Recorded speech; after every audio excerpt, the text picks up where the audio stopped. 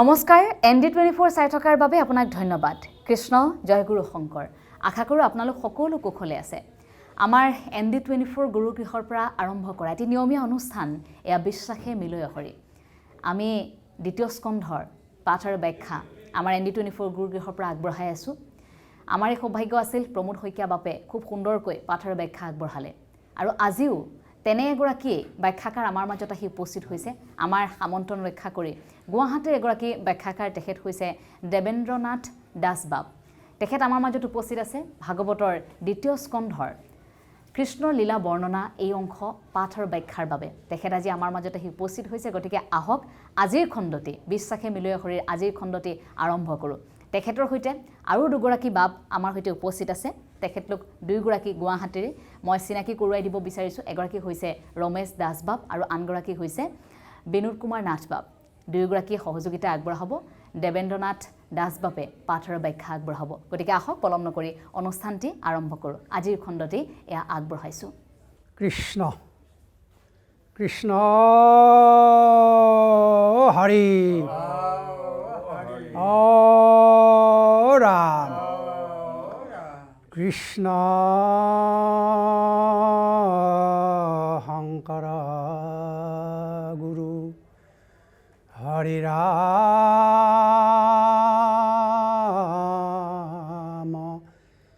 ৰাম ৰাম জয় গুৰু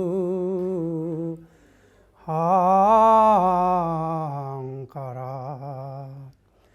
সৰ্বগুণাকাৰ জাকেৰি নাহি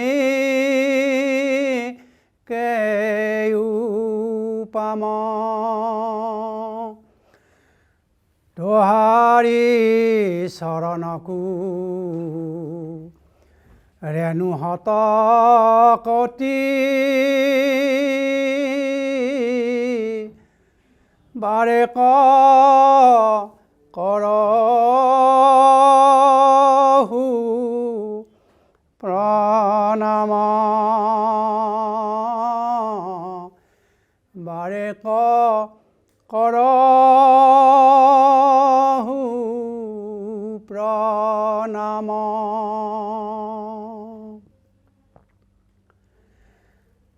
সচ্চিদানন্দ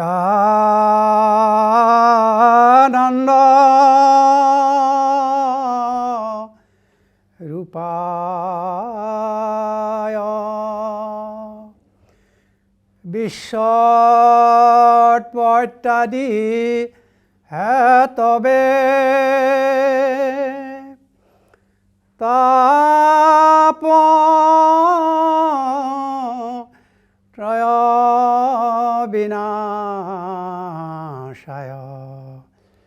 শ্ৰীকৃষ্ণায় বয়ং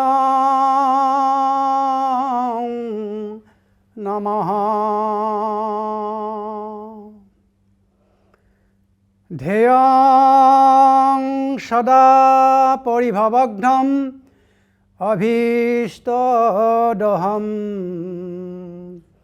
তীৰ্থাস্পদং শিৱবিৰিঞ্চিনুতং শৰণ্যম ভিত্তাৰ্থিহং প্ৰণতপাল ভৱাধিপতম বন্দে মহাপুৰুষ তে চৰণাৰবিন্দ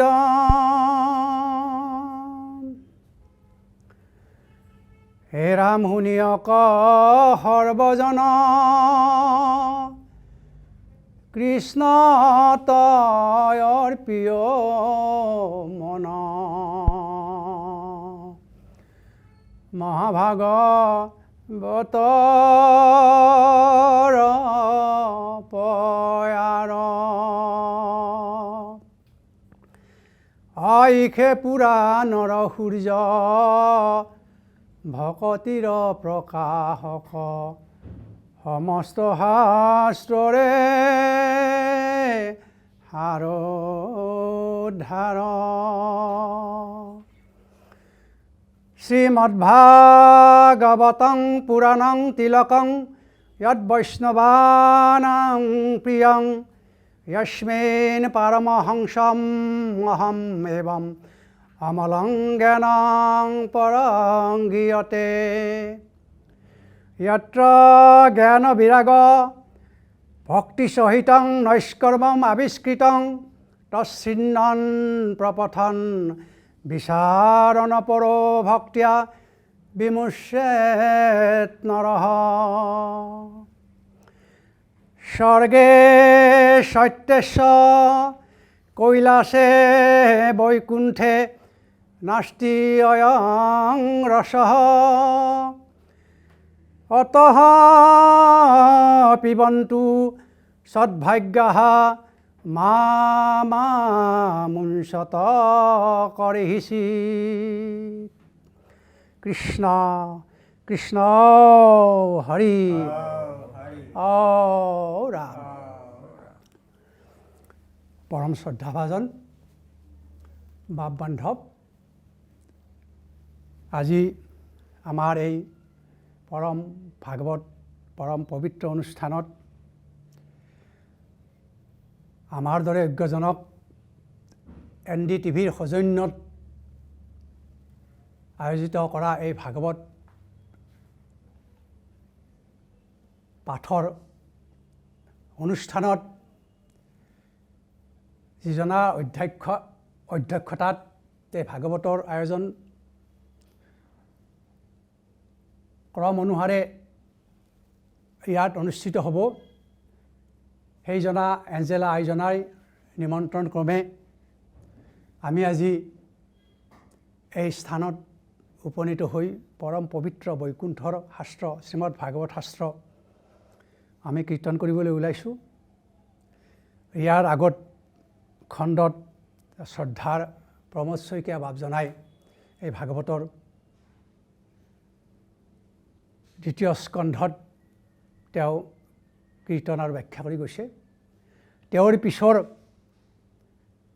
যিখিনি অধ্যায় পৰিছে তাৰ পৰাই আমি এই ভাগৱত শাস্ত্ৰ কীৰ্তন কৰি যাম আমাৰ ক্ষুদ্ৰ জ্ঞানেৰে সৈতে আমি যিখিনি পাৰোঁ ব্যাখ্যা কৰি যাম এইখিনি কৰোঁতে উচ্চ বাস্য ভুল ভ্ৰান্তি সুৰ সঞ্চাৰ যদি কিবা ভুল হয় সৰ্বদোষ মৰিহৰণ কৰিবলৈ আমি জয় জয়তে আপোনালোকৰ চৰণত ক্ষমা ভিক্ষা মাগিছোঁ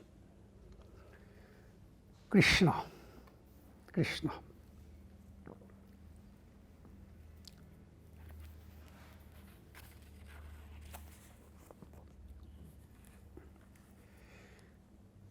আজি আৰম্ভ আমাৰ দ্বিতীয় স্কন্ধৰ মাজভাগৰ পৰা দুলৰি ইয়াত কৃষ্ণ লীলা অৱতাৰৰ সম্পৰ্কে বৰ্ণনা সম্পৰ্কে ইয়াত ক'ব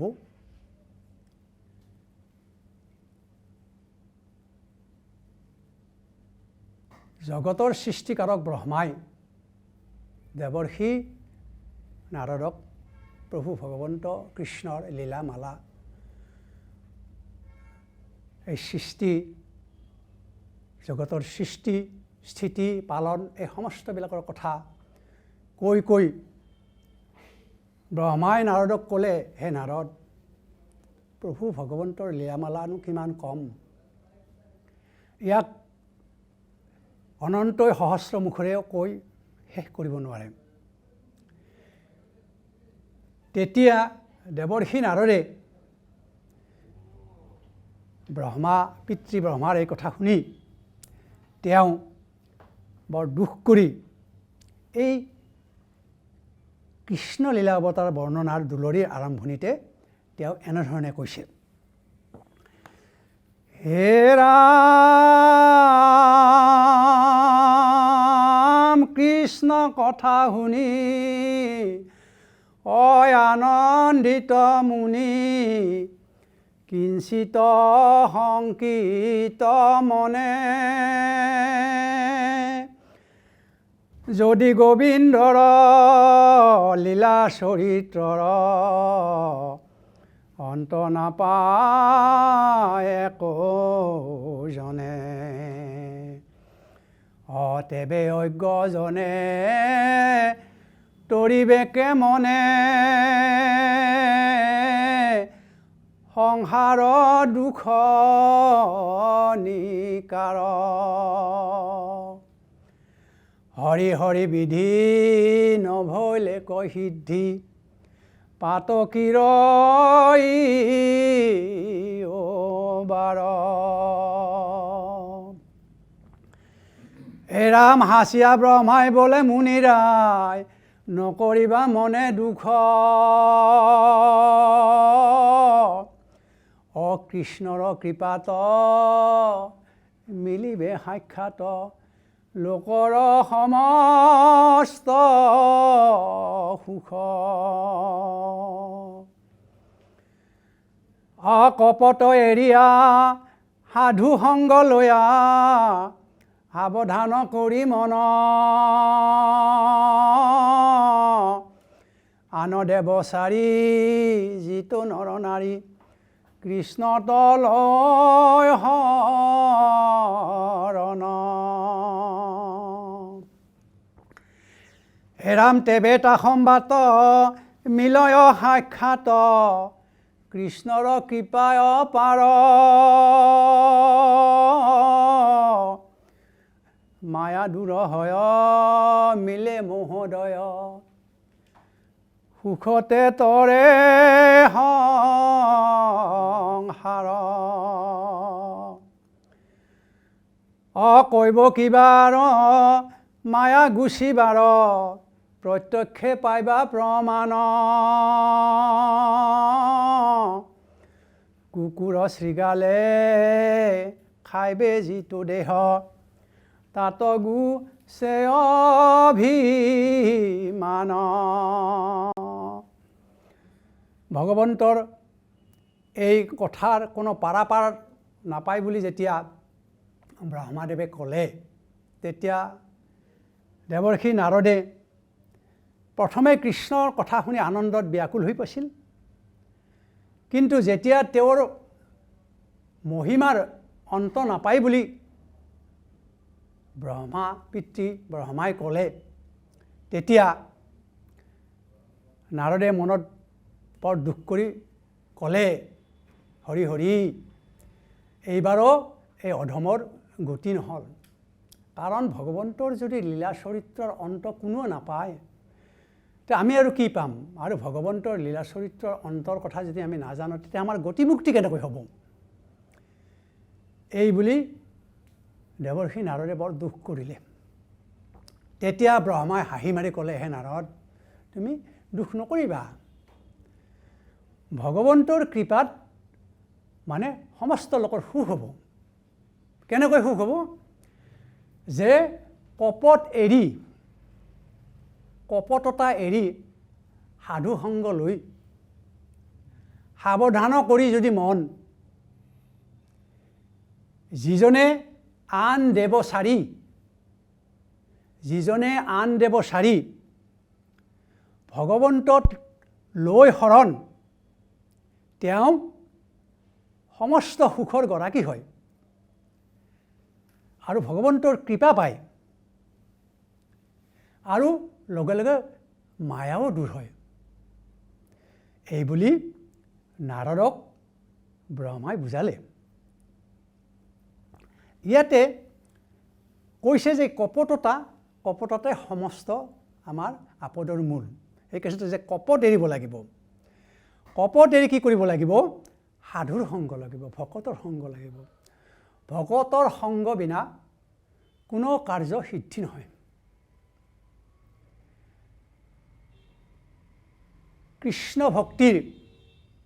কৃষ্ণ ভক্তিৰ মূল বস্তুই তিনিটা। এটা হ'ল ভকত, দ্বিতীয় শৰণ, ইয়াত শৰণ কথা কৈছে, আৰু তৃতীয় হ'ল ভগৱন্ত কৃষ্ণৰ গুণনাম শ্ৰৱণ আৰু কীৰ্তন। এই তিনিটাই মূল বস্তু। গতিকে এই সাধু সংগ ল'বই লাগিব। মাধৱ পুৰুষে তেওঁৰ ঘোষাত কৈছে, হে ৰাম যদি ভৱ ভয় ভংগ মনে ইচ্ছা কৰ ভাই সদা সাধু সংগ কৰা হাৰ একক্ষণে মানে মাত্ৰ কেৱলে সাধুৰ সংগে হয় নাও ভৱ তৰিবাৰ অদুৰ্লভ মনুষ্য তনু লোভিয়া পশুৰ যজ্ঞ বিষয়ৰ আশা পৰিহৰা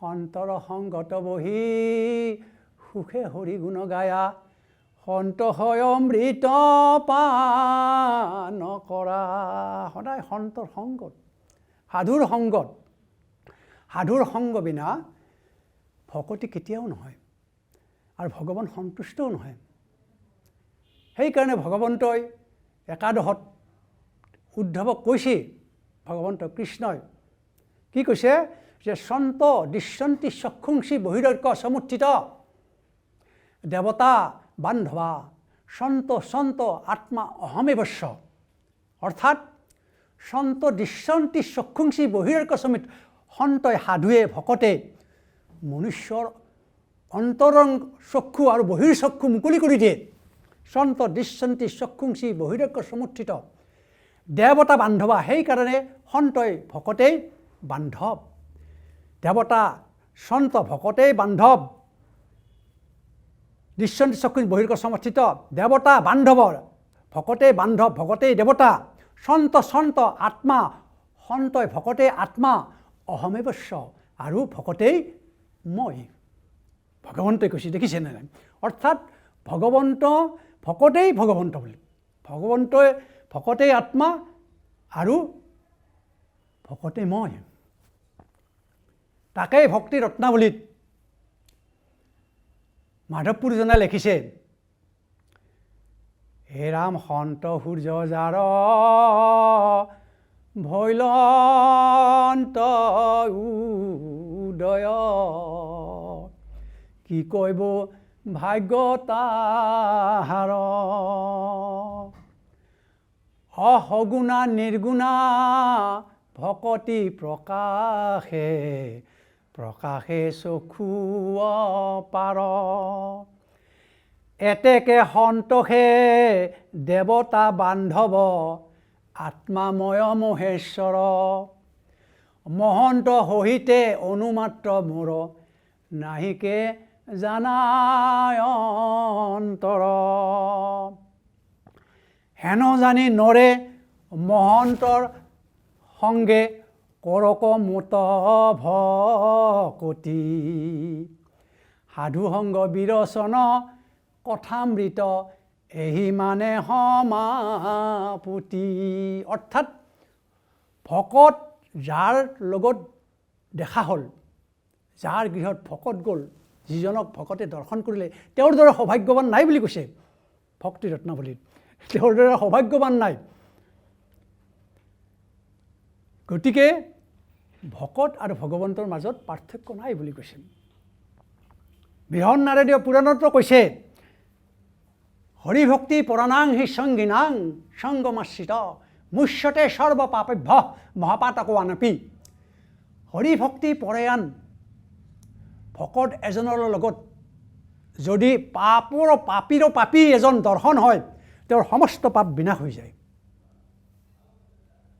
ভকতৰ মহিমা দেখিছেনে নাই ভকত এজনৰ দৰ্শন হয় এজন পাপীৰ পাপী তেওঁৰ সৰ্বপাপ বিনাশ হৈ যায় সেইকাৰণে ব্ৰহ্মাণ্ড পুৰাণতো কৈছে যে এই তীৰ্থবিলাকত পৃথিব্যাং জানে তীর্থানে সন্ত সংখ্যানি সুন্দরী ভবিষ্যন্তিস্য পুটানি মত ভক্ত স্পর্শ দর্শনাথ মত মন্ত্রপসা ভক্তা ভ্রমন্তি ভারতে সতী পুটং কর্তুং ভারতংশ সুপবিত্রাং বসুন্ধরাম অর্থাৎ জগতৰ সমস্ত পাপীবিলাকে গৈ তীৰ্থবিলাকত গংগা যমুনা তীৰ্থবিলাকত তেওঁলোকে গৈ স্নান কৰি সৰ্বপাপ তাত এৰি থৈ আহে আৰু ভকতে হৰিক হৃদয়লৈ গয়া ভকতে পৰহে গয়া তেবেহে পাতকে হয়হি ন আৰু ভকতে গৈ তাত সেই বিনাশ কৰি থৈ আহে। সেইকাৰণে গংগাই কৈছিল ভগীৰথক যে মই সমস্ত মোৰ বুকুত আহি পাপী তাপীবিলাকে সমস্ত পাপবিলাক এৰি যাব। সেই ভগীৰথ মই কেনেকৈ ইয়াৰ পৰা মুক্ত হ'ম, এই পাপৰ পৰা মই কেনেকৈ? তেতিয়া কৈছিল যে ভকত আহিব, ভকত আহি এইবিলাকৰ স্নান কৰিব আৰু ইয়াৰ সৰ্বপাপ মুচি থৈ যাব। গতিকে এনেধৰণে সাধু এতিয়া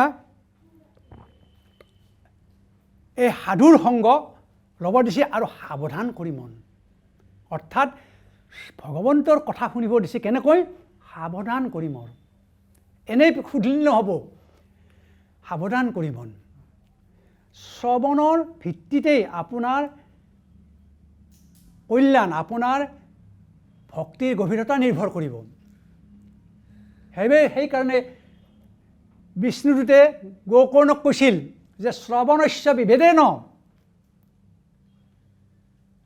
শ্ৰৱণৰ পাৰ্থক্যৰ দ্বাৰা, শ্ৰৱণৰ মানে মনক মানে মন দিয়া অনুসাৰেই তাৰ ফল হয়। শ্ৰৱণং কীৰ্তং সৰ্বৈ ন তথা মননং কীৰ্ত, সকলোৱে শুনে কিন্তু সকলোৱে সমানে মনোযোগ নিদিয়ে। ফল ভেদত্ব সংস্থিত, অৰ্থাৎ সেইকাৰণে ফল মানে শ্ৰৱণৰ মনোযোগ অনুসাৰে, মনন অনুসাৰে ফল পাৰ্থক্য হয়। যিদৰে আজি আমি ভাগৱত একমুখেৰে শ্ৰৱণ কৰি কীৰ্তন কৰি আছোঁ, আপোনালোক সবেই ইয়াত শ্ৰৱণ কৰি আছে। এইকেইজনৰ কোনোবাজনে যদি ভাগৱতত কীৰ্তন কৰাৰ লগে লগে প্ৰভু ভগৱন্তৰ কথাত মন নিমজ্জিত হৈছে, তেওঁৰ ফল বেলেগ হ'ব। আৰু কোনোবাই যদি ভাগৱতৰ কথা শুনিবলৈ আহি তেওঁৰ ঘৰৰ কথা চিন্তা কৰি আছে, ঘৰত গৰুহালৰ কথা চিন্তা কৰি আছে, ল'ৰা ছোৱালীৰ কথা চিন্তা কৰি আছে, তেওঁৰ ফল বেলেগ হ'ব। সেইকাৰণে শ্ৰৱণ অনুসাৰে মানে ফল বেলেগ বেলেগ হয়। সেইকাৰণে সাৱধান কৰি শুনিব দিছে তাকে। তাৰপিছত কৈছে কি, আন দেৱ চাৰি, যিটো নৰনাৰী, আন দেৱ চাৰি মানে আন দেৱ, কৃষ্ণ ব্যতিৰেকে ক্ষুদ্ৰ ক্ষুদ্ৰ যিবিলাক দেৱ আছে এই সমস্তবিলাকো এৰাৰ কথা কৈছে ভাগৱতে। অৰ্থাৎ আন দেৱ এৰি মানে অকল কৃষ্ণকে যিতে শৰণ লয়। কাৰণ আন দেৱ দেৱীবিলাক কি কৈছে? মায়া বুলি কৈছে। অৰ্জুনক ভগৱন্তই কৈছে, ভগৱন্ত কৃষ্ণই কৈছে, কৃষ্ণ অৰ্জুন সংবাদত গৰুৰ পুৰাণত গুৰুজনাই লিখি গৈছে, আন দেৱ ধৰ্ম মানে মায়াময় দেখা, আন দেৱ ধৰ্ম মানে মায়াময় দেখা, মোহৰ বচন সখী পাহানৰো ৰেখা। আন সমস্ত ধৰ্ম তুমি মায়াময় দেখা, মিছা দেখা, এইবিলাক এৰা। কাৰণ মহামক্ষদাতা মত পৰ নাহে কেও, তথাপিতো তেজী মোকো পূজৈ আনো দেৱ। ভগৱন্তই বৰ দুখ কৰি কৈছে যে মহামক্ষদাতা হ'লো মই, তথাপিতো মোকো তেজী পূজৈ আনো দেৱ। গতিকে সেইকাৰণে মানে কৈছে আন দেৱ চাৰি, আন দেৱ এৰি একমাত্ৰ কৃষ্ণতেই শৰণ লোৱাৰ কথা কৈছে। এতিয়া শৰণ মানে কি? শৰণ মানে আশ্ৰয়, ভগৱন্ত কৃষ্ণত আশ্ৰয়। সাততন্ত্ৰত কৈছে, কায় বাংশ নাচাং সাক্ষাৎ কৃষ্ণে পৰম পুৰুষে পৰিনিষ্ঠা স্বয়ং যদ বৈ শৰণং পৰিকৃতিতম। অৰ্থাৎ কায় বাক্য মনে ভগৱন্ত কৃষ্ণত আশ্ৰয়লোকে শৰণ বুলি কৈছে। সৰ্বমূলং কৃষ্ণ পাদ শৰণং পৰিকীৰ্তিতম যদ বিনা শ্ৰৱত ভক্তি ৰাম ভাণ্ডাৰ প্ৰয়োজথা। অৰ্থাৎ শৰণ বিনাই ভক্তি কেতিয়াও শ্ৰৱ নকৰে, শৰণ বিনাই ভক্তি কেতিয়াও শ্ৰৱ নকৰে। যিদৰে এৱা ঘটত জল গাখীৰ থলে ই লাহে লাহে নিগৰি যায়, তদ্ৰূপ শৰণ বিনাই ভকতি কৰিলেও কি হয়? শৰণ বিনাই ভকতি কৰিলে সেই ভকতি হৃদয়ত শাশ্বত চিৰশাশ্বত হিচাপে নাথাকে, ই পাহৰি যোৱা যায়। সেইকাৰণে শৰণ মানে নিশ্চয়কৈ কৃষ্ণক ভকতিৰ আন এটা মুখ্য উপাদান এই শৰণ। সেইকাৰণে গীতাটো ভগৱন্ত কৃষ্ণই পোনেই কৈছে অৰ্জুনক। প্ৰথমে কৈছে পৰোক্ষভাৱে, তাৰপিছত ক'লে প্ৰত্যক্ষভাৱে। পৰোক্ষভাৱে কৈছে যে ঈশ্বৰ, ভগৱন্ত কৃষ্ণই অৰ্জুনক কৈছে ঈশ্বৰ সৰ্বভূতানাং হৃদস্য তিষ্ঠতি মায়য়া। অৰ্জুন, মায়য়া অৰ্থাৎ হে অৰ্জুন, ভগৱন্ত কৃষ্ণ সকলো হৃদয়ত থাকি আমাক পুতলাৰ দৰে নচুৱাই আছে। আৰু তমেৱ শৰণং গচ্ছ সৰ্বভাৱেন ভাৰত, সেই ঈশ্বৰজনৰ ওচৰত তুমি শৰণ লোৱা। তৎপ্ৰসাদাত পৰং শান্তিং স্থানং প্ৰাপ্স্যসি শাশ্বত, আৰু তেওঁৰ অনুগ্ৰহতে তুমি পৰম শান্তিৰ স্থান বৈকুণ্ঠ তুমি লাভ কৰিব পাৰিবা। এইবুলি অৰ্জুনক পৰোক্ষভাৱে ভগৱন্তত শৰণ লোৱাৰ, ঈশ্বৰক শৰণ লোৱাৰ কথা কৈছে। ভগৱন্তই দেখিলে, কৃষ্ণই দেখিলে যে নাই, পৰোক্ষভাৱে ক'লেও নহ'ব। তাৰপিছত তেওঁ ভগৱন্তই অৰ্জুনক নিজেই প্ৰত্যক্ষভাৱে ক'লে যে সৰ্বধৰ্মান পৰিত্যাজ্য মামেকং শৰণং ব্ৰজ অহং তাং সৰ্বপাপেভ্যঃ মোক্ষয়িষ্যামি মা শুচ। অৰ্থাৎ সৰ্বধৰ্ম এৰি এক শৰণ সাক্ষাৎ সুদৃঢ় বিশ্বাসে সুখী লৈ আকৌ আমাক নকৰিবা ভয় মই কৰোঁ অংগীকাৰ, সমস্ত পাপত মই কৰিব উদ্ধাৰ। শৰণ গীতাত কোনে কৈছে? ভগৱন্ত কৃষ্ণই কৈছে। কাক? অৰ্জুনক। আৰু ভাগৱতত একাদশত উদ্ধৱক কৈছে প্ৰভু ভগৱন্তই প্ৰয়াণৰ সময়ত কি কৈছে? যে তস্মাৎ তম উদ্ধৱ উচ্ছিজ্য শোধনাম প্ৰতিশোধনাম প্ৰবৃতংশ নিবৃতংশ শ্ৰুতব্যং শ্ৰুতমেবস্য মামেকমেব শৰণং আত্মানং সৰ্বদেহিনাম য়াহি সৰ্বভাৱেন ময়া সাহি অকুত ভূয়ম। অৰ্থাৎ হে উদ্ধৱ, তুমি শুনা, সমস্ত তুমি এৰা, বেদৰ বিধি আৰু বেদৰ যি উপবিধি আছে এৰা। প্ৰবৃতংশ, যি প্ৰবৃত্তি মাৰ্গ আছে তাকো এৰা, যি নিবৃত্তি মাৰ্গ আছে তাকো এৰা। যি শাস্ত্ৰ পঢ়িলা তুমি তাকো এৰা, যি শাস্ত্ৰ পঢ়িম বুলি ভাবিছা তাকো এৰা। মামেকম হ'ব, সেই সমস্তবিলাক এৰি মামেকম এব শৰণং, মোৰ শৰণত তুমি শৰণ লোৱা, মই তোমাক ৰক্ষা কৰিম। এতেকে উদ্ধৱ তুমি তেজা বেদপন্থ জীৱা জানা শুনা হবে এৰা ন গ্ৰন্থ, একে মাত্ৰ মোৰতো লৈক শৰণ নকৰিবা ভয় মই কৰিব ৰক্ষণ। গতিকে শৰণ, সেইকাৰণে পোনে পোনে কৈছে ব্ৰহ্মাই যে হে নাৰদ শৰণ লোৱা। একমাত্ৰ কৃষ্ণ যিয়ে শৰণ লয় তেতিয়া কি হয়? তেওঁৰ সমস্ত কৃষ্ণৰ কৃপা লাভ কৰে। আৰু কি কৰে? মায়া দূৰ হয়। ভগৱন্তত শৰণ ল'লে সাধুৰ সংগত থাকি মায়া দূৰ হয়। মায়াই হৈছে আমাক সমস্ত অনৰ্থৰ মূল। মায়াৰ কাৰণে আমি প্ৰভু ভগৱন্তৰ ওচৰলৈ আহিব নোৱাৰোঁ। ঘৰ দুৱাৰ, পতি পত্নী পুত্ৰ সমস্ত মায়াৰ জালত পৰি আমি এই ভগৱন্তক চিনি নাপাওঁ। সেইকাৰণে গীতাটো ভগৱন্ত কৃষ্ণই কৈছে দৈবিহী আশা গুণময়ী মম মায়া দূৰত্বয়া মামেব যে প্ৰপদ্যন্তে মায়া মেতাং তৰন্তিতে। অৰ্থাৎ মোৰ এই গুণময়ী মায়া এনে দূৰত্বয়া, ইয়াৰ পৰা পৰিত্ৰাণ কাৰো নাই।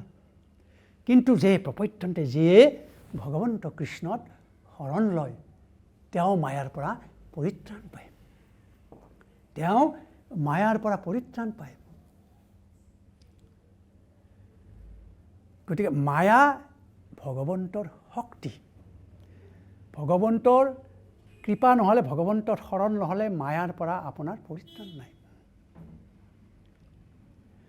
মাধৱদেৱে সেইকাৰণে ঘোষাটো লেখিছে মায়াৰ নিগ্ৰহে মই পৰময়া দূৰ ভৈলো প্ৰাণ যদুপতি জীৱন যদুপতি অনাথৰ নাথ হৰি তুমি কৃপা মই অবিনে মোৰ আৰু নাহি আন গতি।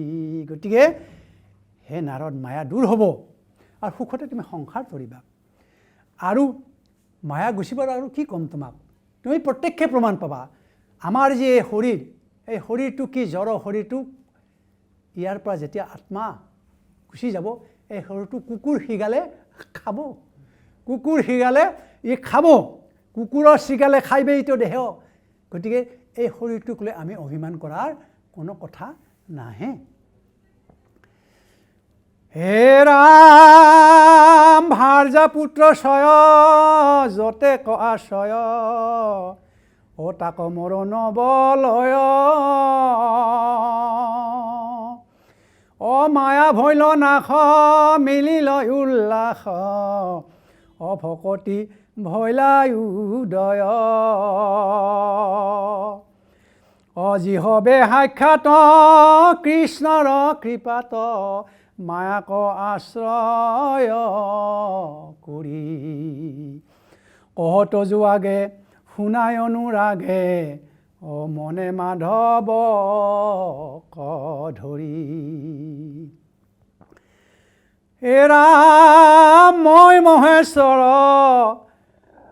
প্ৰহ্লাদ কুমাৰ তুমি সনকাদি চাৰি অহতৰূপা সতী আহুতি প্ৰসূতি দেৱহূতি বৰ নাৰী মনুস্বয়ং ভুৱ প্ৰিয়ৱত ভূপ উত্তান পাদ আৱৰণ হে ৰাম প্ৰাচীন বৰিষি ৰিভুয়ংগ যোশী ও ৰাজা ধ্ৰুৱ হৰি বৰ ইক্ষা কুশগৰ গাধী নিপবৰ অমুচ কুণ্ডু ৰঘু গয় কটাংগ ভৰত অম্বৰীষ ৰথ অজ পুৰুষ বা অজয়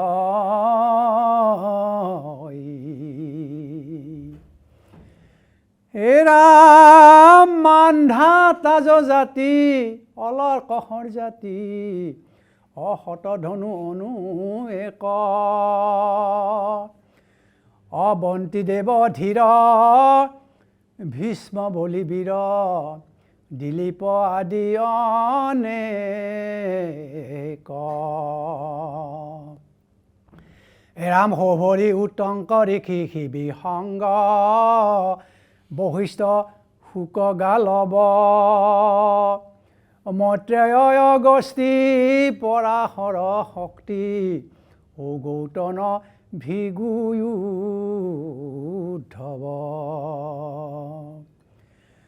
হে ৰাম ভীম হনুমান গৃধ্ৰ জাম্বুবান বিভীষণ আস্তিসেন অৰ্জুন বিদুৰ অদ্ৰুপদয় ক্ৰূৰ অচ্যুতদেৱ উগ্ৰ হেন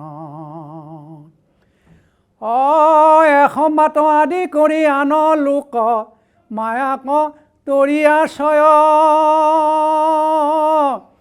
কৃষ্ণক কৃপায় সংসাৰ এৰাই লোভিয়া চেমদয়ী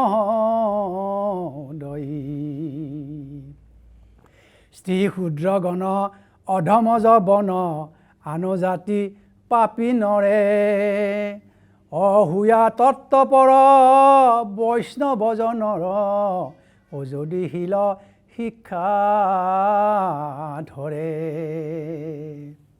আৰু হে নাৰদ যিসকলে ভাৰ্যা পুত্ৰ এই সমস্তবিলাককে কেৱল মোৰ ভাৰ্যা মোৰ পুত্ৰ মোৰ ধন মোৰ টকা পইচা এই বুলি নাভাবে আৰু তেওঁবিলাকৰ হৃদয়ত ভগৱন্তৰ ভকতি উদয় হয় আৰু তেওঁলোকে মায়াক জয় কৰে মায়াক তেওঁলোকে জয় কৰি পৰম কৃপা লাভ কৰে ভগৱন্তৰ আৰু শুনা মই ব্ৰহ্মাই কৈ আছেতো মই ব্ৰহ্মা প্ৰহ্লাদ শতৰূপা, মনু, স্বয়ম্ভু, প্ৰাচীন বৰ্হি, ইক্ষাকু, শতাংগ, ভৰত, মান্ধাতা আজি এই সমস্ত সৌভৰী, মৈত্ৰেয়, অগস্তি, পৰাশৰ মুনি, ভীম, হনুমান, গৃদ্ধ এই সমস্তবিলাক অৰ্জুন আদি কৰি আমি মায়াৰ পৰা মুক্ত। আমি এই সমস্তবিলাক কৃষ্ণক আশ্ৰয় কৰি কৃষ্ণৰ কৃপাতে আমি মায়াৰ পৰা মুক্ত হৈছোঁ।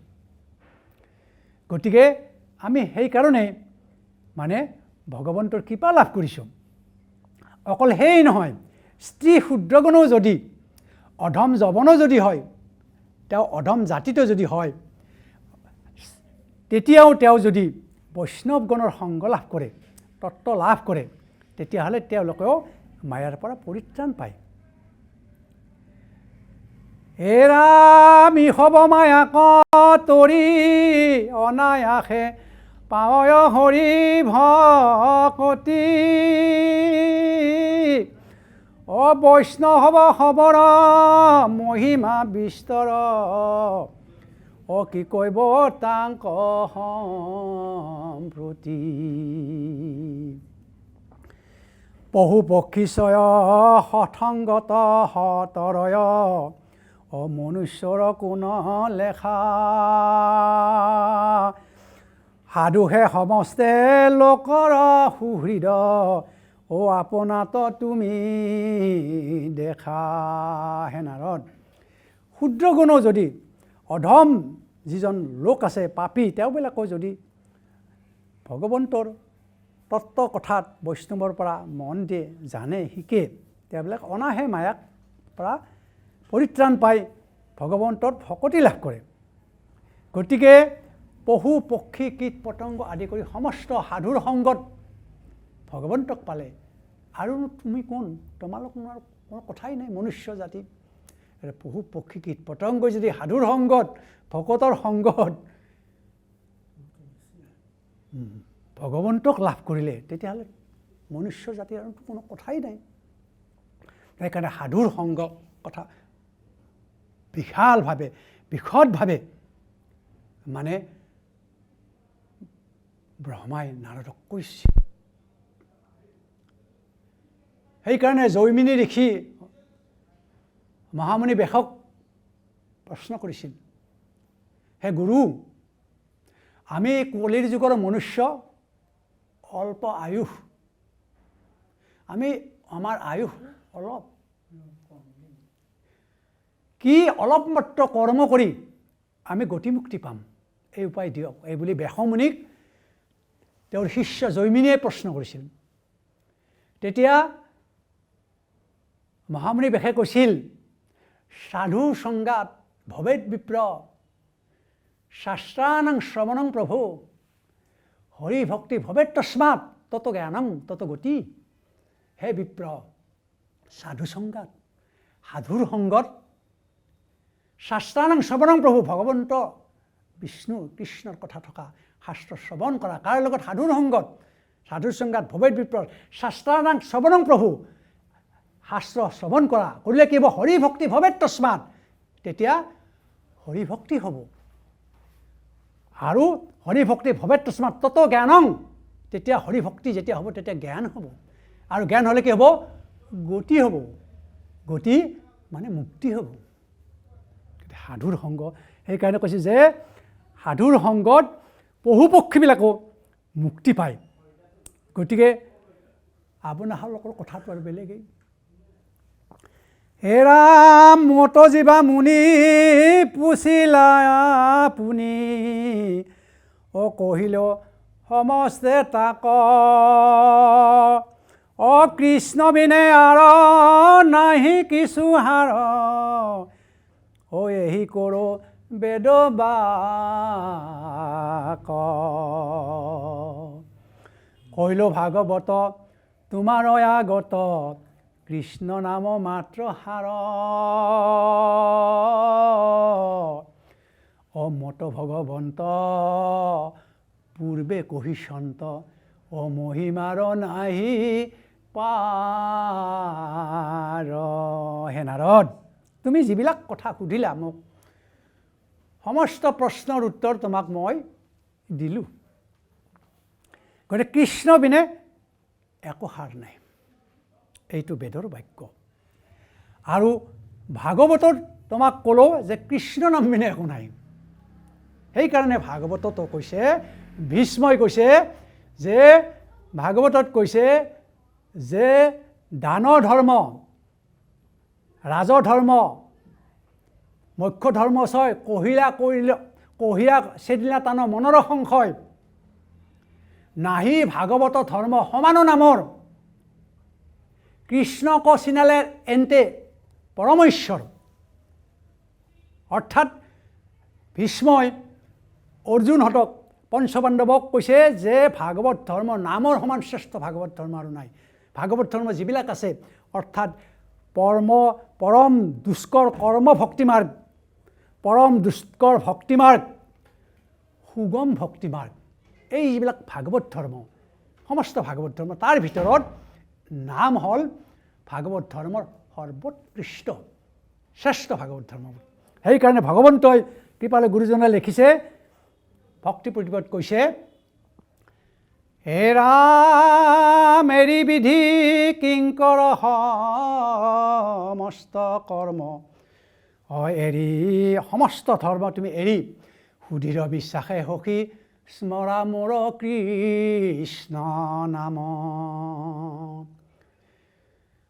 নাহিকে প্ৰকাশ সখী সুখে মধ্য সাধে, হৰি ভকতিত এক বিঘিনি ন বাধে।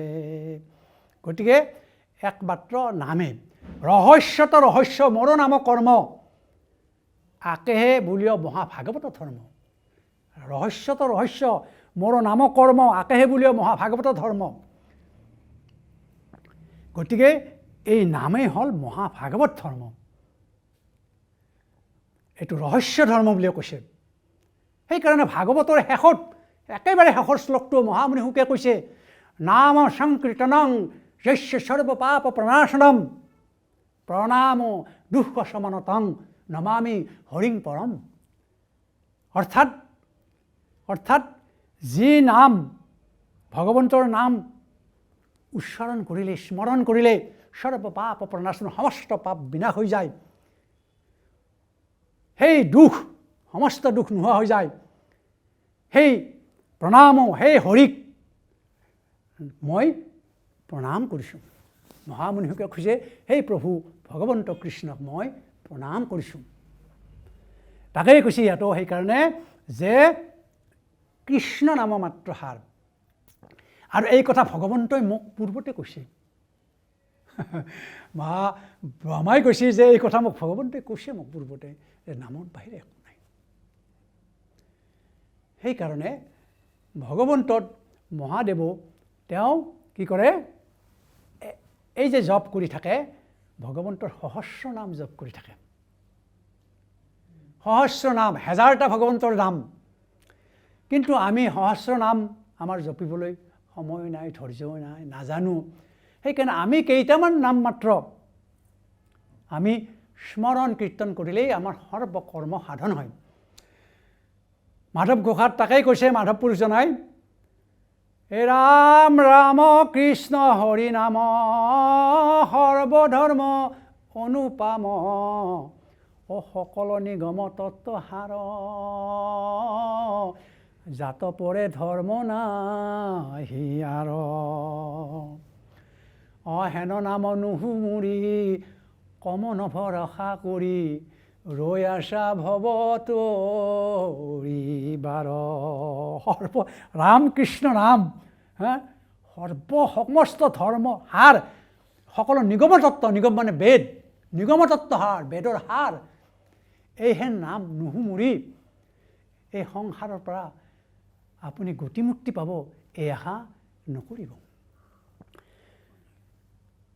হে ৰাম তুমি সৰ্বজান ইটো শাস্ত্ৰ খান, প্ৰচাৰ কৰালো কত, অজ্ঞান গোচক জগত তৰক, মিলক ভক্তি কৃষ্ণত। হে ৰাম কিন্তু মুনিবৰ ভকতিৰ সৰ, বিঘাত যেন নহয়, চাৰি জ্ঞান কৰ্ম কৃষ্ণ সেৱা ধৰ্ম ও কৰিবা মাত্ৰ উদয় অমায়াক আশ্ৰয় কৰি কৃপাময় কৰা না নালীলাশয় তাহাৰ শ্ৰৱণ কৰিতে কীৰ্তন অকৃষ্ণ পদে ৰতি হয় এতেকে তোমাত কহিলো সাক্ষাৎ কিছু কৃষ্ণ লীলা যশ তেবেশে লোকৰ হৈবেক কৃষ্ণৰ চৰণত প্ৰেম ৰস হেৰাম এতেকে বলন্তে নয়ন ৰহন্তে বহিবে কলৈলা জল হৰিপদ হৃদি ধৰি মৌন বিধি ও ভৈলন্ত প্ৰেমে বিবল ব্ৰহ্মাৰ মুখত কৃষ্ণ লীলাজত শুনি মুনি কৃপাময় উপজিল ভাৱ পুলকিত গাব নেত্ৰৰ নীৰ জুৰয় গতিকে তুমি হে নাৰদ সকলো কথা জানা তুমি এই শাস্ত্ৰ তুমি জগতত প্ৰচাৰ কৰা ঈশ্বৰৰ কথা তুমি প্ৰচাৰ কৰা এই শাস্ত্ৰখন তুমি জগতত প্ৰচাৰ কৰা মনুষ্যৰ অজ্ঞান নোহোৱা হোক আৰু কৃষ্ণৰ প্ৰতি ভক্তি হোক মনুষ্যৰ আৰু কৃষ্ণ ৰসেৰে তুমি যাতে ক'তো বিঘাত নহয় এই কথাও তুমি কিন্তু সদায় মন ৰাখিবা অৰ্থাৎ ভগৱন্তৰ কৃষ্ণ লীলামালা জন্ম কৰ্ম গুণৰাজি যেতিয়া আলোচনা কৰি থকা যায় ব্যাখ্যা কৰি থকা যায় তাত যাতে এই ৰসত যাতে ভংগ নহয় তাৰ মাজত কোনোবা ভকতে উচ্চস্বৰে কিবা প্ৰশ্ন সোধা বাক্য সোধা টেলিফোন বাজা এই সমস্তবিলাক যাতে কৰি ৰসত ভাগৱত ৰসত ব্যাঘাত নহয় এই কথা তুমি মন কৰিবা নাৰদ আৰু চাৰি জ্ঞান কৰ্ম কৃষ্ণ হোৱা ধৰ্ম মাত্ৰ তুমি কৰিবা আৰু মায়াক ঈশ্বৰ কৰি ভগৱন্তে এই সংসাৰখন লীলা কৰে যেটো কৈছে যে যদিও মায়া মনুষ্যক জীৱক ভগৱন্তৰ ওচৰলৈ আহিবলৈ সততে নিদিয়ে মায়াৰ দ্বাৰাই আমি সমস্ত বিষয় বাবদে মগ্ন হৈ থাকোঁ কিন্তু মায়া নহ'লে নহয়ও সৃষ্টি বৃদ্ধি নহয় আৰু মায়া নহ'লে ভগৱন্তই লীলা কৰিব নোৱাৰে ভগৱন্তই মায়াৰ সহায়তে লীলা কৰে যদিও মায়াৰ সৃষ্টি মায়াৰ প্ৰতি ভগৱন্তই সেইকাৰণে তাকে কৈছে যে মায়াৰ কৃপাতে ভগৱন্তই এই সমস্তবিলাক লীলা কৰে গতিকে ভগৱন্ত কৃষ্ণৰ লীলা যশ ৰাখি তোমাক কিছু ক'লো নাৰদ আৰু এই সমস্তবিলাক শুনি লোকৰ কৃষ্ণৰ প্ৰতি প্ৰেম হ'ব এই বুলি কৈ ব্ৰহ্মাৰ চকুৰে ধাৰাহাৰে পানী ববলৈ ধৰিলে এই ভগৱন্ত কৃষ্ণৰ লীলামালাবিলাক কৈ কৈ কৈ কৈ ব্ৰহ্মাৰ হৃদয়ত প্ৰেমৰ জোৱাৰ উঠিল আৰু দুই চকুৰে চকু পানী ববলৈ ধৰিলে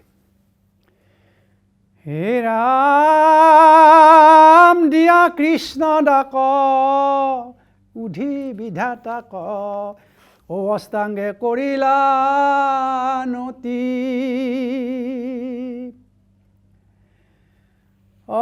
চৰণৰ ধূলি হিৰে লৈলা তুলি কৰিলা স্তুতি ভকতি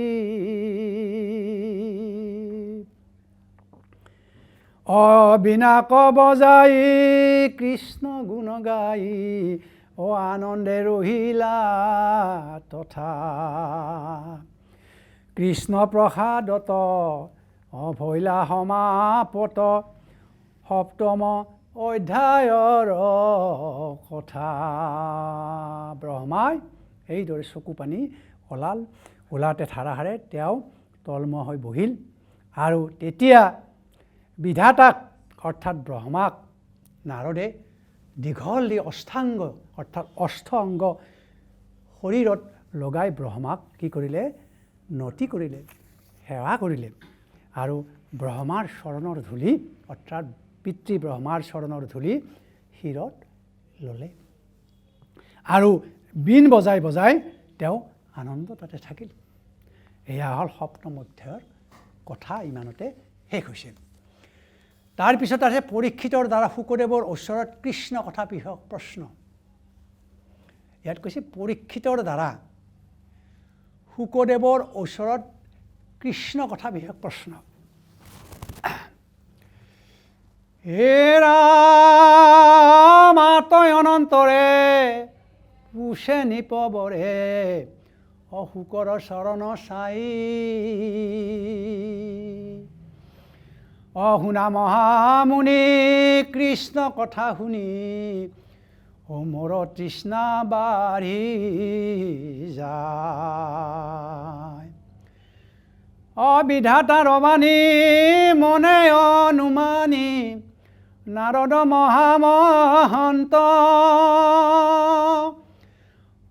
ভক্তি কহে মাত্ৰ ভাগৱত শাস্ত্ৰ অজৈতে তৈতে কহিলন্ত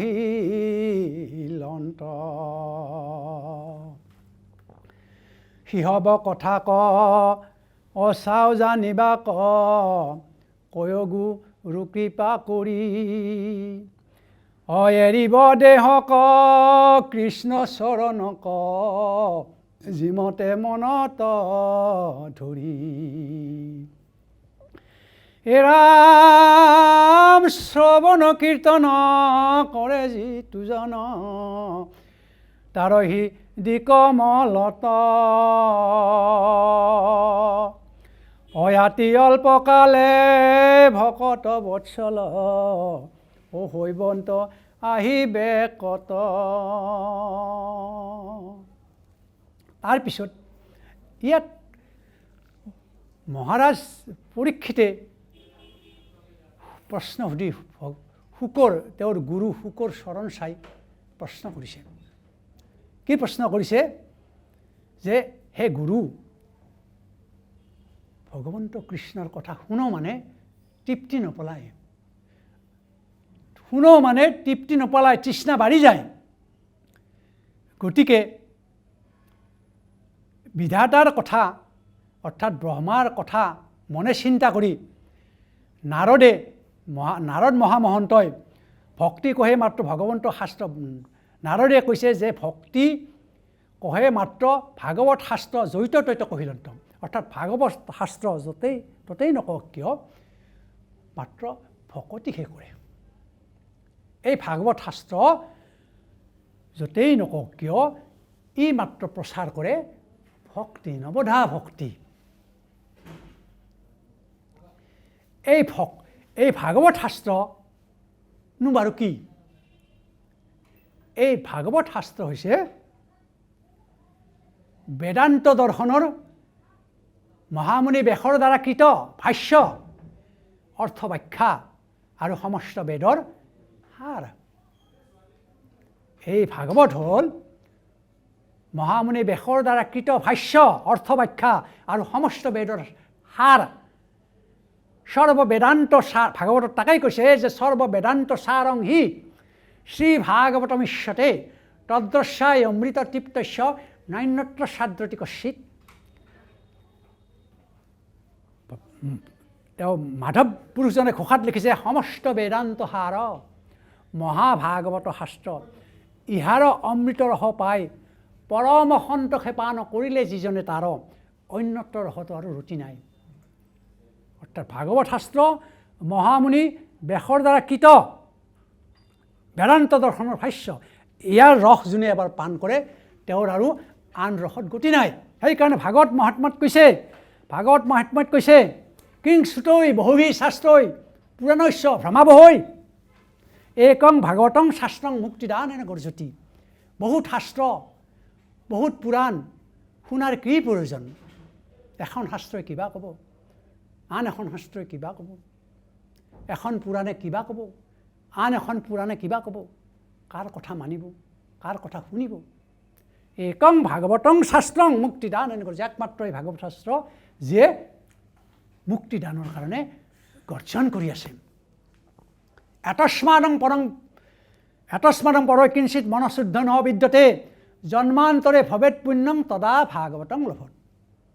অৰ্থাৎ এই ভাগৱতৰ দৰে মনৰ পৰা পাপ বিনাশ কৰিব পৰা ইয়াতকৈ সনাতন ধৰ্মত ইয়াতকৈ আৰু শ্ৰেষ্ঠ শাস্ত্ৰ নাই।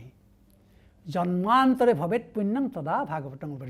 জন্মান্তৰে যিয়ে মহাপুণ্য অৰ্জন কৰি আছে তেৱেই ভাগৱত কথা শ্ৰৱণৰ সৌভাগ্য পায়, সৌভাগ্য মিলে তেওঁৰ। ভাগৱতৰ মাহাত্ম্যত তাকেই কৈছে বাৰে বাৰে। গতিকে সেইকাৰণে ইহঁক কৈছে যে ভাগৱত শাস্ত্ৰ য'তেই ত'তেই নহওক কল্যাণ হয়। আৰু এই সমস্তবিলাক ভাগৱতৰ যিবিলাক কথা, এই কথা মই শুনিবলৈ চাওঁ। হে গুৰু সুখ কৃপা কৰি আপুনি মোক কওক। আৰু মই এই দেশ এৰাৰ আগতে কিমতে মোৰ ভগৱন্ত কৃষ্ণৰ চৰণত মোৰ ভক্তি হয়, এইবিলাক শুনি যাতে মোৰ ভক্তি হয়, গতিকে এইটোকে আপুনি কৰক। হে ৰাম অ ভক্তৰ হিয়াত থাকি সাক্ষাৎ হৰন্ত সমস্তে মল যেন জলাশয় হৰত কৰে নিৰ্মলয়াতি জল। কৃষ্ণ সেৱা ধৰি মন শুদ্ধ কৰি অনেৰে কৃষ্ণ পদ আৰ অজেন পৰবাসী ৰৈল গৃহে আহি হেৰায় দুখ নিকাৰ। হে ৰাম এতেকে আমাৰ কুল দেৱতাৰ কহিও চৰিত্ৰ ছয় অকৃষ্ণ কথা শুনি থাক মই মুনি অ হেনবা ভাগ্য মিল। সুতে নকত অকন্ত হৰিষত এহি মতে নিপবৰ সভাৰ মধ্যত সাদৰে শুকত অ কৰিলা প্ৰশ্ন বিস্তৰ। এইদৰে ভগৱন্তৰ কথাত মানে ভগৱন্ত হৃদয়ত সকলোৰে থাকি হৃদয়ৰ মল পাপ সমস্ত বিনাশ কৰে। যিদৰে শৰৎ কালত জলৰ পানী সমস্ত মল নোহোৱা হৈ জলৰ পানী নিৰ্মল হৈ যায়, তদ্ৰূপ ভগৱন্ত আমাৰ সকলোৰে হৃদয়ত থাকি আমাৰ হৃদয় পবিত্ৰ কৰে, নিৰ্মল কৰে। গতিকে কৃষ্ণ সেৱা পদ শুদ্ধ মনে যাতে কেতিয়াও এৰিব লগা নহয়, সেই কথাটো মোক কওক। যিদৰে পৰবাসী ৰৈলে গৃহে আহি এৰাই দুখ নিকাৰ। অৰত পৰবাসত থকা লোকে ঘূৰি ঘূৰি বহুত কষ্ট খায় বেপাৰ বাণিজ্য কৰিবলৈ গৈ, কিন্তু গৃহত আহি তেওঁ পৰম আনন্দ পায়। এতেকে আমাৰো কুল দেৱতা, আমাৰ বংশৰ দেৱতা কৃষ্ণ, এই ভগৱন্ত কৃষ্ণৰ চৰিত্ৰবিলাক তুমি মোক কোৱা, আৰু তেওঁৰ কথা শুনি মই আনন্দৰে থাকোঁ, আৰু পৰম সৌভাগ্যৰ বলতহে মই এই কথা শুনিবলৈ পাইছোঁ। এই বুলি সুতে সৌনকত কহন্ত হৰিষত এহি মতে নিপবৰ। এইবাৰ আহিল আকৌ সুতে সৌনকত এই সকলোবিলাক কথা কোৱাৰ কথা ক'লে। অৰ্থাৎ ভাগৱতখন আচলতে প্ৰথম ভাগৱতখন কৈছিলে মহামুনি শুকে মহাৰাজ পৰীক্ষিতক গংগাৰ পাৰত ভগৱন্ত কৃষ্ণ বৈকুণ্ঠগামী হোৱাৰ 30 বছৰৰো অধিক কাল যোৱাত, তেতিয়া আছিল ভাদ মাহৰ শুক্লা নৱমী তিথিত এই ভাগৱত পাঠৰ 200 বছৰ পিছত দ্বিতীয়বাৰ ভাগৱত পাঠ হৈছিল ক'ত? তুংগভদ্ৰা নদীৰ পাৰত। আৰু তেতিয়া ভাগৱত পাঠ কৰিছিল কোনে? গোকৰ্ণই কৰিছিল 7 দিনৰ কাৰণে। তেওঁৰ ভাতৃ ধুন্ধুকাৰীৰ প্ৰেতাত্মা কল্যাণৰ কাৰণে, উদ্ধাৰৰ কাৰণে আত্মানা ব্ৰাহ্মণৰ পুত্ৰই তুংগভদ্ৰা নদীৰ পাৰত দাক্ষিণাত্যত দ্বিতীয়বাৰ, তেতিয়া আছিল আহাৰ মাহৰ শুক্লা নৱমী তিথি। ইয়াৰে 30 বছৰ পিছত তৃতীয়বাৰৰ কাৰণে ভাগৱত পাঠ হৈছিল গংগাৰ পাৰত। পাঠ কৰিছিল 4 সিদ্ধই, ব্ৰহ্মাৰ 4 পুত্ৰই। ভাগৱতৰ আয়োজন কৰিছিল দেৱৰ্ষি নাৰদে। উদ্দেশ্য আছিল ভক্তি মাতৃৰ 2 পুত্ৰ জ্ঞান বৈৰাগ্য কলিৰ দাবানলত মৃত অৱস্থাত গংগাৰ পাৰত যমুনাৰ বালিত পৰি আছিল। তেওঁলোকৰ সুস্থতাৰ কাৰণে তৃতীয়বাৰ ভাগৱত গংগাৰ পাৰত আনন্দ ঘাটত হৰিদ্বাৰৰ ওচৰত পাঠ কৰিছিল তৃতীয়বাৰ। তেতিয়া আছিল কাতি মাহৰ শুক্লা নৱমী তিথি। ইয়াৰে 1000 পিছত, সহস্ৰ বছৰ পিছত, অৰ্থাৎ ভগৱন্ত বৈকুণ্ঠগামী হোৱাৰ সহস্ৰ বছৰ পিছত এই ভাগৱত এই সুতে নৈমিষাৰণ্যত এই শৌনক আদি 28 সহস্ৰ ঋষিৰ আগত কৈছিল। সেইকাৰণে সুত শৌনক বাৰে বাৰে আহি আছে। এতিয়া সুতে এই চতুৰ্থবাৰ ভাগৱত পাঠৰ পৰাহে আমি মনুষ্যই ভাগৱত পাঠ পালোঁ। সেইকাৰণে সকলো কথাতে সুত আৰু শৌনক এই দুজনৰ কথা মানে মহাৰাজ পৰীক্ষিত আৰু শুকৰ কথা এই দুজনে আঁত ধৰি ধৰি কৈ যাই আছে। এই দুজন আছিল সুত, তেওঁ পৰম মানে জ্ঞানী, আৰু শৌনক আছিল বেদজ্ঞ ব্ৰাহ্মণ ঋষি। তেওঁ আগত এই নৈমিষাৰণ্যত ভাগৱত পাঠ কৰিছিল 7 দিন, আৰু তেতিয়াৰ পৰা আমি ভাগৱত পালোঁ। সেইকাৰণে কৈছে যে সুতে শৌনকত কণ্ঠ হৰিঘট এহিমতে নিপবৰ সভাৰ মধ্যত সাদৰে শুকত কৰিলে প্ৰশ্ন বিস্তৰ। বহুত প্ৰশ্ন কৰিলে। হে ৰাম প্ৰশ্ন চয় শুনি শুক মহামুনি আতি আনন্দিত ভৈলা, কৃষ্ণৰ চৰণ স্মৰিয়ে কমন ভাগৱত কৈবে লৈলা। পদ্মকল্পত ব্ৰহ্মাৰ আগত কৃষ্ণে কহিলন্ত যত, শিহব কাহিনী শুক মহামুনি ৰাজাত কৰাবে কত। হে শৌনক, সেইদৰে তাৰপিছত শুকমুনিয়ে ৰজাৰ আগত মানে এই ভাগৱতৰ সমস্ত কথা ক'বলৈ ধৰিছিলে। আৰু এই ভাগৱত হ'ল পদ্মকল্পত, ব্ৰহ্মাৰ আগত স্বয়ং কৃষ্ণই এই ভাগৱত ব্ৰহ্মাক কৈছিল পদ্মকল্পত বৈকুণ্ঠত। আৰু সেই কথাই, এই ভাগৱত কথাই বৰাহকল্পত মানে পদ্মকল্পত এই নাৰদক কৈছিল ব্ৰহ্মাই, আৰু বৰাহকল্পত নাৰদে এই ভাগৱত আনি মহামুনি ব্যাসক দিছিল, আৰু তাৰ পৰাই আমি এই ভাগৱত পাওঁ। তাৰপিছত কৈছে গুৰুজনাই কৈছে এইবাৰ, হে ৰাম শুনা নৰ নাৰী এক মন কৰি গোবিন্দৰ গুণ চয়, অপতিত কত্ৰান কৃষ্ণ বিনয়ান একমতে নাহি কয়। সংসাৰ নিকাৰ তৰা আহিবাৰ মুখে লয়া হৰি নাম, কৃষ্ণৰ কিংকৰে ৰচিলা শংকৰে ডাকি বোলা ৰাম ৰাম, ডাকি বোলা ৰাম ৰাম। পতিত গুৰুজনাই দ্বিতীয় স্কন্ধ ভাগৱতৰ লিখিছে, প্ৰথম স্কন্ধ, দ্বিতীয় স্কন্ধ, তৃতীয় স্কন্ধৰ পতিত অনাদি পাতন লিখিছে, ষষ্ঠ অজামিল উপাখ্যান লিখিছে আদি কৰি।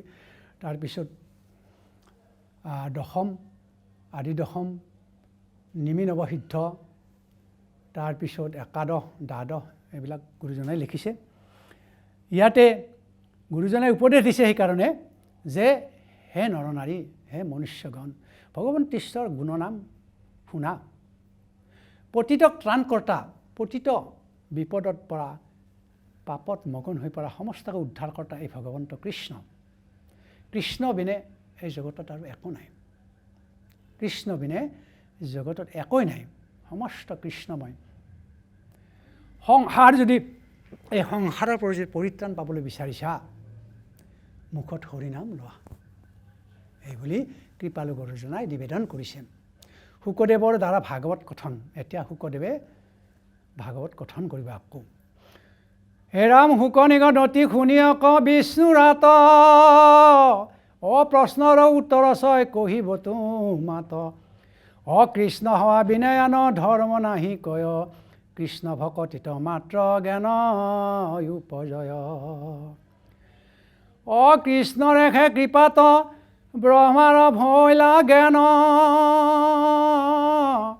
অকৃষ্ণ কৃপা বিনে কাৰ্য সাধিবা কটান।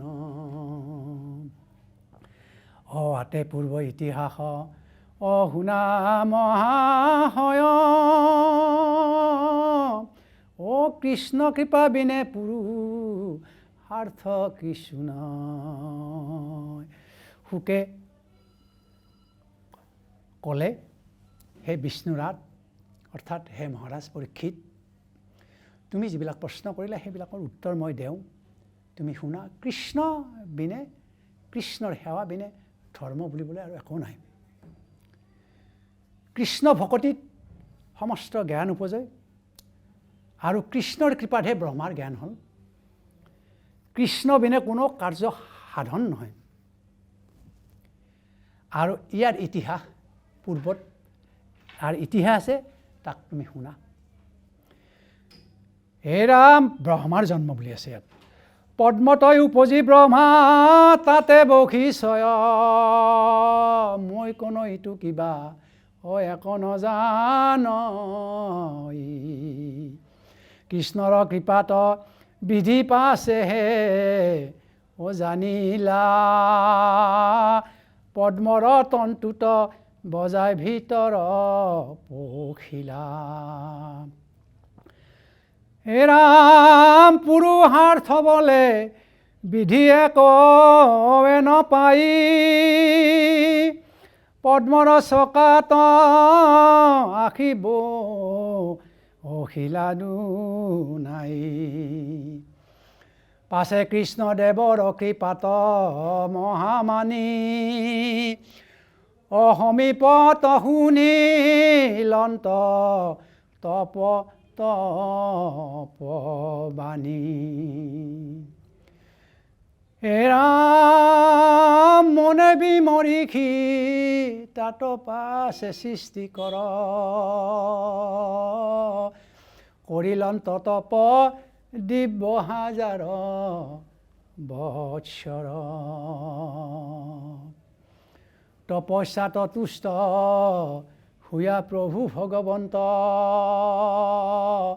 কৃপা কৰি তৈতে বৈকুণ্ঠক দেখাইলন্ত।